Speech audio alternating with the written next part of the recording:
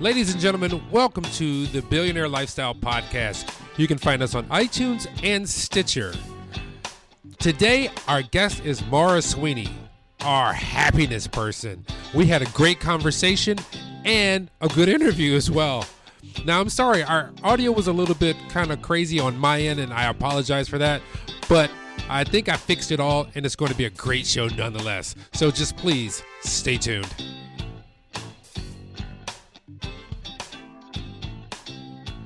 Ladies and gentlemen, welcome to the Billionaire Lifestyle podcast. This is your host, Emmett Muckles, where you can find the podcast on emmettmuckles.com. You can also look for it on Stitcher and iTunes. Now, if you really want to look at it, just hit me up directly at emuckles on Twitter. Today, I have an awesome, beautiful guest, and her name is Maura Sweeney. She runs a website, and it's maura4u.com. Hey, Maura, how you doing? Hi, Emmett. Thanks a lot for having me. It's absolutely my pleasure. Now, I came across you when I was interviewing Sasha, and she said to me that there's this person that you absolutely have to interview because you two are such kindred spirits. And I made it my kind of thing to make it happen, and the universe brought you to me.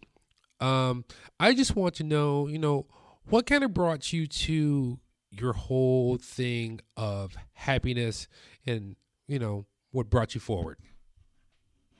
How about if I tell you that I was in the opposite situation, feeling very unhappy at times as a young person. And that lack of happiness, I would even go further to tell you that my grandmother used to refer to me as waterworks. I was, let's say, 9, 10, 11 years old, and she'd say to me, Maura, every time I sing to you or tell you something or even look at you crooked, you start to cry. Waterworks. And it was so true. And growing up for whatever reason, and we all have life issues, and this is not blaming anything on anyone, I must have been in my mind or my heart a free spirit who felt very disempowered and very limited by the world in which I felt occupied. I didn't care for my name. I didn't like the name Maura. I thought, who as a young growing girl has a name like Maura? I wanted to be Kathy, Patty, Debbie, something that sounded fun. I wanted to go out and play with friends, and yet I was generally at home. I was in my pajamas watching the kids outside in my neighborhood play. And there were various pieces of my personality that wanted to get up and fly around the world. And yet I oftentimes felt like I was tethered to the front stoop. So it was a lot of those feelings of being personally unhappy or limited, let's say, on the one hand. But then I had a second issue, I believe, that went into feeling as if I could not be the person I really was, meaning I couldn't really live a life that was true to being me. And just as a case in point, if your listeners want a reference point, I was brought up to be very smart, meaning academically inclined. And fine, I love books. I'm a lifelong learner. I was decent in school. But in my mind, I would have rather been out doing something highly creative, dancing, and being in places where, let's say, the boxes weren't so ordered. And yet I was midway through law school, trying to do everything I was told to do, and feeling like I was losing the light within me, meaning that at only 23 years old, I was thinking about how soon can I finish this lifelong career here in New Jersey, doing what my family expected of me, so that I could finally retire in my 60s, at least I was thinking that back then, and move to Florida, the Sunshine State, and have the life I always wanted to have. And so that was really my driving force, Emmett, in terms of leaving the spot that I felt like I was in and creating a place for myself to occupy happily, authentically, and maybe even energetically, if you want to call it that, in this world. Because I felt at age 23, I had no energy. I felt like The Walking Dead, doing what I was told, but not being who I wanted to be. You said The Walking Dead. If you look at my photo on my website, you'll think, she has a thing here. I did. I felt, you're laughing, but people have looked at me back then And they'll say, Maura, this was 1982. I was halfway through law school, going to school in downtown Newark, New Jersey. And there's a photograph of me just at the juncture before I left school thinking, I just can't do it any longer. When you look at that photo of me back then and you look at me today, you would say, that can't possibly be you, because I looked like there was no inner light. Like if you looked at my eyes, they were gazing down. If you look at my body language, it was sort of facing inward and, again, looking at the ground. But if you see me today and you could hear my voice, right? There's so much more life flowing through me. And I used to think, whatever I'm going to do in life, I want to be able to get up in the morning, jump out of bed, and feel like I can't wait to do all these things because I love what I'm doing. Or somehow I found a way to connect my interests, my passions, my curiosities with what it is that I'm going to apply myself to. And for me, it was a big thing. It was tough leaving law school, feeling like I was disappointing people. But as you could hear by my voice, I'm glad I did it. And now I write and share. I speak. I do my own podcast, as you referenced, in order to help other people find their own light and find their own GPS to happiness, and really a lifestyle or a method of living that feels right for them. Not necessarily for everybody else, but for them, which probably is why you like me on this lifestyle show of yours. You know, so many people, when I hand them my card and I tell them, or I show them what it is, and when I'm out and about, and they ask me, the first thing that they come up with is it about money? And I say, absolutely not. It's the opposite.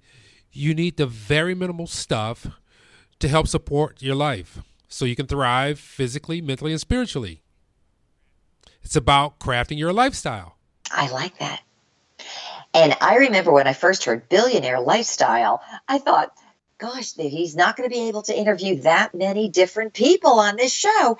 And then when I connected with you and realized you're talking about crafting a life that makes you feel personally wealthy and enriched and happy to be who you are and purposeful and purpose-filled, I thought, oh my gosh, this is everything I'm about and everything that I've spent decades of my own life crafting, but now also feel like we're at a juncture socially, economically, I think also just in the course of Chronos time, where a lot of people, it's whether they're millennials, like real young people that are thinking, I don't want to work on the old order of things, or midlife people that have been doing the same thing all the time and maybe they don't have the same corporate job, or maybe some of the things they used to have they lost. People are looking for either what's next or what really fills the void in their life that hasn't been filled up until now. And I think that even my timing, your timing in doing this really is meeting a need in society. And hopefully a good one. Yeah, I feel that. I've felt it actually since about 2007, right before the crash, where I made a conscious change in my life, which is funny because when you make changes to who you are, it's uncomfortable to everyone else. So your life may change, but in the long run, it's going to be so fruitful for you. But you can't imagine it from the start. But I want to ask you about your progression, how you got to writing, podcast, books, blogs, and public speaking. Because you don't just jump in with both feet and go, okay, I'm everything now. It's usually kind of a little pyramid. You build your base, and then you put another layer on top, and then you put another layer on top until you get to the peak. So what was your first foray into who you are now? Well, thanks. My foray, for anyone who's listening, probably needs to hear this. My foray started when I was in my 50s. Imagine that. Like, I used to think 50 was practically dead. And yet, I also knew internally that whatever it was I was going to ultimately do, I needed a lot of life experience to equip me. Because, you ever listen to a 20-year-old, and maybe there's some that are really wise, they know everything. I felt like I wanted to share some life nuggets, but I didn't feel like I'd be capable of sharing until I had some nuggets of my own. So the way I actually got into this was backward. Seriously. I'll share a couple of stories. For one thing, you're talking about like 2007 or thereabouts. My husband and I were parents of only one child who was already, preparing at some point to go to college. We had a successful, or let's say a profitable business in the computer industry, which was boring and purposeless. So we thought, well, let's do something new. We downsized to a smaller home. We closed our business and thought, let's go out and do something that's meaningful and create lifestyle careers. Okay. So my husband's starting to do certain things. I'm working along with him, but in the process of making these life changes, I found myself at the middle of the night waking up thinking about some old stories from my life. The first one being about, how do I want to be remembered? And if I only had a couple of words to put on a tombstone, what would they be? And believe it or not, it sounds like a sad thing, but I started laughing over some of the thoughts about how we want to be remembered. I got up in the middle of the night and wrote a little story. And it was a story even before blogging started.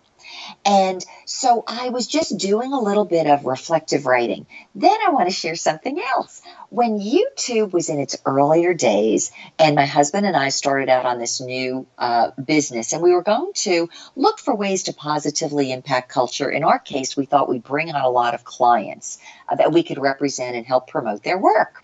So whether it was music or writers or whatever. And here's what happened. We had to start learning brand new skills. This is when we were moving into, digital 2.0, and we needed to learn a lot of new things. And here I am at midlife, starting from scratch, knowing nothing, going into a new industry, learning, going to classes. And all of a sudden, my husband said to me, Maura, you talk so much. I'm going to put you on video. We've been together since we were sophomores in college, and that was eons ago. And he said, I know what you're saying, but I think it's time other people hear you. Now, I had always been a hider. Even though I had a corporate career, I was in management, I was used to public speaking. Emmett, the idea of being the person, being the face, being the voice, and having it as my name with my ideas, and my face at 50 years old was like, oh my gosh. But I took the bait. My husband called the videos Maura for you. He said, Maura, you are for everyone. He said, as long as I've known you, you've been for people. And he said, we're also going to call it Maura for you for another reason, because a little more of Maura for you for the rest of the world means a little less of Maura for talking to me. So that's how it began. And I did these quick YouTube videos. They're still very basic. They would be life questions wherever I was. Questions that were coming up with a little story that I'd offer, and I would leave the viewer with the same questions I was asking myself. What's important to you? How do you get on the road to success? Can you take the road of humility to get there? What are your values? What do you think about leaders? And wherever I was, I could have been around the block, at the nation's capital, or literally around the world. I have done over 200 videos. So that was one thing. My blogs turned into blogs on other sites, and then I started a website. Some of my life stories about dealing with things like competition or value systems or getting out of the comfort zone, I turned into stories or little storybooks. And I turned them onto ebooks and put them on Amazon. So, Emmett, you are absolutely right. It's not like you wake up one morning and think, okay, I'm going to do all these things. We don't. But we work with whatever's in front of us as if they're available tools and available ideas. That's the thing that most people don't understand because of our culture. And I have purposely detuned from public media, which means that television and things like that, because it gives you a mindset that you have to have everything right away, and that is not life. You don't come out of the womb running at 100 miles an hour or 20 miles an hour. You start out crawling. Actually, you roll over first, then you start out by just lifting yourself up, then you get up off the floor, and then you take your first step, and then you conquer that, then you begin to run. And life is the same way. So just start. And this is why I love talking to you, because everybody just start with one thing, and it will show you the next step you need to take. Emmett, I couldn't agree with you more. And I got the word when you were saying you kind of detached from traditional media. The word came to mind as soon as you said that, model. We have all been programmed to think that we need to model ourselves after what we see through mainstream media or through what used to be Madison Avenue advertising. Like, here's what this maybe your listeners will find this funny. I mentioned to you as a child probably that I wanted to go out and learn how to dance, but instead I had to be smart and learn to play the piano. That was my upbringing. I was 50 years old when I finally stepped out and learned to dance. I've always wanted to be happy or feel like I was expressing myself. And so I enrolled in a dance class at just about 50 years old at a local college. Now, can you imagine the mental baggage we all have if we always wanted to do something and always were told we couldn't or that we were uncoordinated in my case? But this works perfectly in line with the point you just made, Emmett, about crawling, walking, running. I went to dance class and I had so much mental baggage and so much fear and such a lack of practice. I had never danced that I had people in that dance class not laughing with me, laughing at me. And I just about destroyed an onstage performance. But I never gave up because I knew it was going to make me happy. I kept pursuing, and here's the best gift that came out of it. Emmett, my learning how to dance starting at age 50 launched my series of ebooks. It was book number 1. I called it Exiting the Comfort Zone. Dance or die. We all live in a comfort zone and we're so afraid to get out of it because we do set up those models like, well, I could never be perfect because I'm not perfect now. And what nobody tells us through the media is that we all get there through practice, through trial and error. There's no one out there, including Thomas Edison, Albert Einstein, who didn't do trial and error work. And it's through that process that we learn what we love, we hone our skills, and then we actually become more of who we really are. We become a bigger self. It's the process that helps us grow and literally grow into our own being. And so that in my case, doing something I wanted to do as a young child and overcoming so much actually launched my whole book series.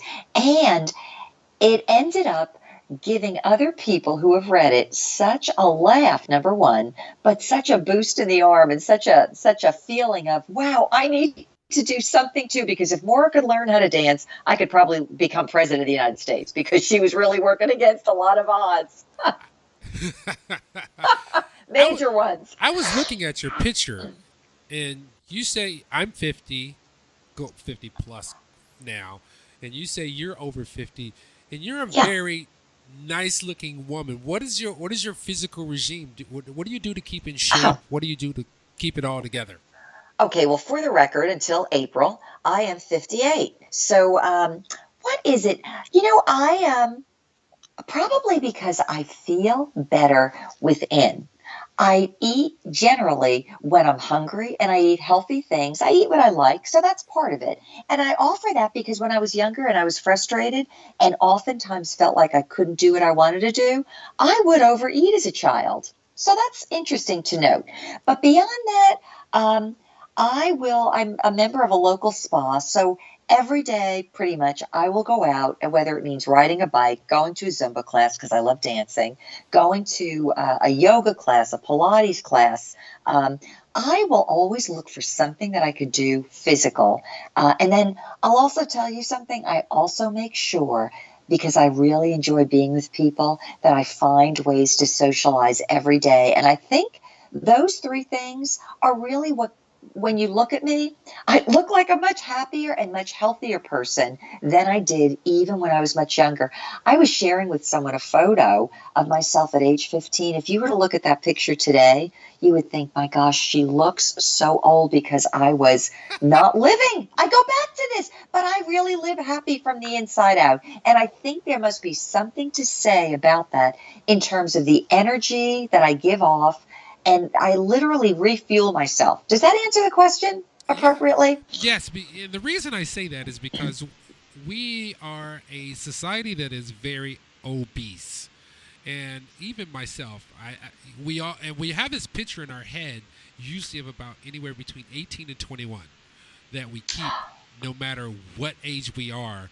But we will never get back to that. But you can be the fit person that you are now. Because if I was to go back to the size I was when I was 18 to 24, you would think I was on drugs. I was so Really? skinny. Oh my God, I'd just be a body with this big pumpkin head just sitting on this pencil. But I had to come to terms to realize that my body developed as a man, just like women's bodies develop in their womanhood. So there's the adolescent phase and then there's the woman phase. And you just have to find that spot that you're comfortable with so that you can be you. And I've come to do that.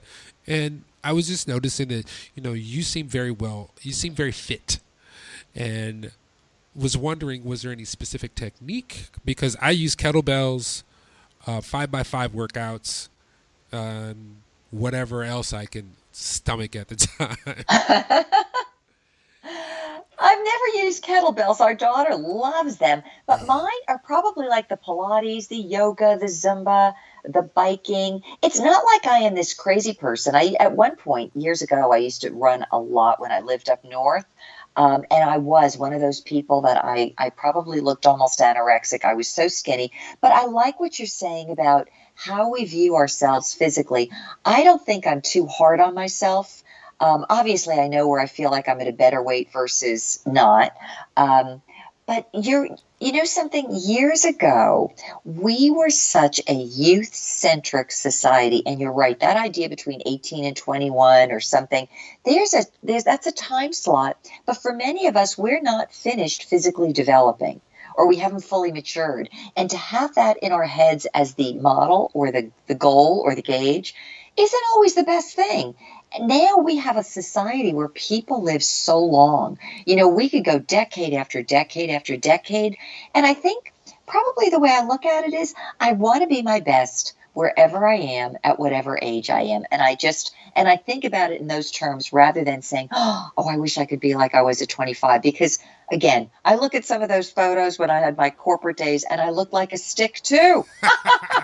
In my case, I didn't have a big head, but I definitely have a long nose. Oh. So there I was, a stick with a long nose on top. That's all right. We all have our things that we focus in. One of my favorite programs that I do follow on Netflix, and that's not a plug for Netflix, is 30 for 30. When were you on 30 for 30?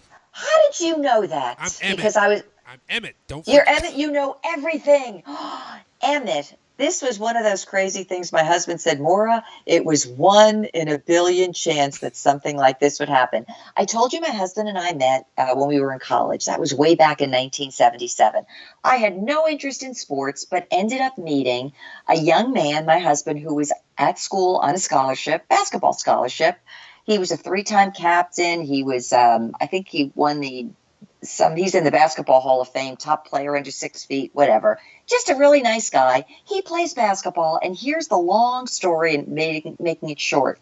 My husband was invited out to what he thought was going to be dinner with one of his fellow basketball playing friends, friends who were coming in from out of town. We were up at Boston College at the time. He gets there and realizes that these so-called friends had no intention of bringing him out to dinner, but instead they wanted him to fix basketball games. Now, here, if you wanted, I don't know if you're familiar with the story, but the guy who we met with, nobody knew back then. It was Henry Hill who made the movie Goodfellas famous. My husband ended up face to face with the real Henry Hill, who wanted my husband to fix games. My husband never did, but a couple of years later, ended up testifying against the mob in Brooklyn federal court. It was a big trial, and putting certain people behind bars. There were 13 people killed that winter that my husband was even threatened with his own life. So that's how I got on 30 for 30, because I'd been around the story for such a long time, and I knew so much of the backstory. That's how I got on ESPN 30 for 30. No. It's, as my husband said, absolutely 1 in a billion, because if you ever knew my husband, he was like Mr. Boston College. He was a lector in church. He wasn't a partier. I don't think my husband's never had a cigarette. And so to have things swirling around, about him saying that he was negotiating money for drugs. It was bizarre. And apparently these people in the mob must have thought he was such a nice kid that he was going to do what he was told. And that was where everything started to unravel. So that's it. That's the story. 30 for 30, playing for the mob and me. So after you've written your first books and things begin to develop, because we talked about how things start in one place and they will take you on a journey to places you wouldn't even imagine. How did you get into the public speaking realm?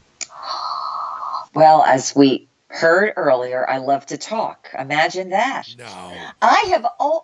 Emmett, for my entire life, I have always been an idea person. Seriously.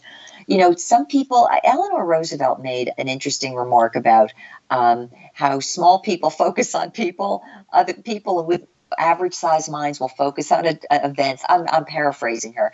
And people with bigger minds focus on ideas. I think she said it in reverse, but I was truly a young person. And even all through my other years, I was always caught up in ideas. I would read people's biographies and find out what life stories they had led them through challenges and help them make a better world, help them make better answers to men's problems. And so that was really what I was. I found myself after leaving law school in corporate America and in leadership positions, which meant that I had to give a lot of meetings. And my big thing was, how do I get people motivated to work well together, and work for a common cause? And so I would say a lot of my public speaking was honed during that decade when people would even say to me, Maura, it's time for the talk again. And I would share my ideas with other people. And I'm telling you, they were ideas that I so believed in from the time I was young about how people could get along well, do well together, do their best, and never really have to worry about the competition. And so that was a lot of it. I was a homeschooling mom to our daughter for a couple of years. And then I was offered several places opportunities to speak. And I think I just put all of my life ideas together, life stories, different concepts that I had seen play out. And I don't know, one thing led to another. But I'm just an idea person. I love relating to people. And bottom line, Emmett, I want to see a better world than the one that's been presented to us. I don't like everything that we see Hollywood giving us. I don't like seeing the way things are presented to us in the news. Because if you really look around you at the world, people are capable of so much more and so much better individually and as a society. And I think right now I'm moved by the fact that I want to give people thoughts, ideas, and paradigms that they could relate to, think about, and live in so that they will stand up and become bigger people and help others to do the same thing and really improve the world and make it a better place to live, work, and enjoy. Awesome. Where can people find your books? They can find my books by going directly to my website, maura4u.com, and that's 4 like the number and you as the letter. Or they could just go on Amazon and put in Maura Sweeney. So that's Maura, M-A-U-R-A, the number 4, and then the letter U, correct? Correct.com on my website. What about Twitter? I'm Maura for you on Twitter. You just took that one and ran with it. You're like, no one else can have this. No one. I'm glad nobody else took it. What about your YouTube? My YouTube, I think I'm known as Maura Sweeney because YouTube got started, as I referenced, before I did my website. Even though a lot of my YouTube titles are called Maura for You, but they could even find me that way, Maura, number 4, letter U. And they'll always be either a question or a remark. And they're fun YouTubes for people that need a little bit of a mental switch to go off and change their focus and see themselves through a better lens. They can have a ball going through over 200 videos, not to mention my podcasts. Do you do any one-on-one, or coaching or mastermind groups or anything like, of that nature? I did for several years. one-on-ones. And what I found, Emmett, even though I will do them every once in a while, but I'm not an ongoing coach. And I'll tell you why. My mantra is living happy from the inside out. I encourage people to do things that are authentic for them. If I spend my time one-on-one with people, I feel so drained. I can offer them something great for an hour or so. Other people love one-on-one. I would rather be on a show like this where I could speak with you and know that our conversation was housed in a place that unlimited amounts of people could listen to and feel inspired by. That's where I get my energy and love doing it. But that doesn't mean they can't call me to ask for a one-on-one consult if it's just limited amount of time. If you'd ever like to have someone as a guest on your podcast, give me a call. Don't forget that, okay? You know what, Emmett? I would love it. My podcasts are maybe 10 minutes long. They're the same idea, asking a question. But I have a feeling you and I are going to speak again because I have something else in mind. And I'd love to hear your story, too. Oh, my soul. Woo. As my grandmother would say, Lord Jesus. Help us all. But you know what's so great about stories, Emmett? Everybody has a story, but as we share our stories, the people who hear them take the story and they turn it into their own. And if it's a story that brings hope, it will bring hope to the hearer and it'll change their lives. And it's always worth it. So I'd love to have you on. Thank you. We're at the precipice of a new year. So baby New Year is about to be born in a couple of weeks. What do you have in store for when that baby New Year comes into being? Well, what comes to mind right away is several more overseas trips I'll be taking where I'll be speaking. And the first is at The Hague in the Netherlands. And I'm very excited about that. I'll be going back to Serbia to speak to the Summit of 100 Young Leaders of Southeastern Europe. I'll also be speaking in India. So all those things excite me because I love to meet the world. I love to exchange ideas. And for me, it's my way of sewing the world together with a very kind ribbon. Might sound light, but I believe it's very powerful. I thank you so much. You know, here's the thing that you and I are kindred spirits because we understand this dynamic principle that seems to get missed in this society, which is for you to prosper in life, you have to give to life, because if you give to life, life gives back to you. That's what we are about, servitude. That's why I wanted to reach out to all these wonderful people like yourself to give a platform so that other people can be shared. I want to thank you so much for being on the Billionaire Lifestyle podcast, as we usually run about 30 minutes because the attention span of people like me and the rest of America. So here's what I always end my podcast with. There is a person that you must love. There's a person that you must love intently. That person is usually seen in your mirror. Look at that person and notice the little cracks, notice the little crevices, notice the little moles and the crazy nose.